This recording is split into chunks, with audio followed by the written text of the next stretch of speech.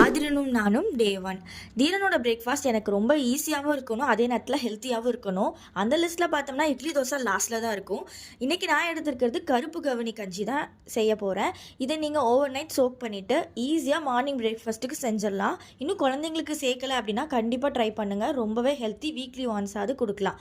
இதில் பாசிப்பருப்பு, சின்ன வெங்காயம், சீரகம், பூண்டு இதெல்லாமே என்னோடய ஃப்ளேவருக்காகவும் டேஸ்ட்டுக்காகவும் ஆட் பண்ணியிருக்கேன். ரொம்ப சூப்பராக இருக்கும். இந்த மாதிரி வீடியோஸ் பார்க்கணும் அப்படின்னா நம்ம சேனலை ஃபாலோ பண்ணிக்கோங்க. இன்னைக்கு ஈவினிங் பிளாஸ்ட் மூவிக்கு தான் போயிருந்தோம். அதுவும் தீரனையும் கூட்டிகிட்டே போயிருந்தோம். இந்த படம் நல்லா டுமில் இருந்தது.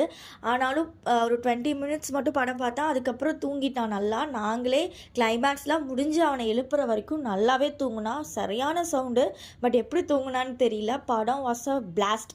சூப்பராக இருந்தது. நல்ல திருப்தியாக ஒரு படமும் பார்த்துட்டு நைட்டு 10:15 ஆயிடுச்சு படம் முடியறதுக்கு. அவனையும் தூக்கத்தோடு கூட்டிகிட்டு அப்படியே வீட்டுக்கு கிளம்பி வந்தாச்சு. Finally the happy day next vlogல பார்க்கலாம். பை.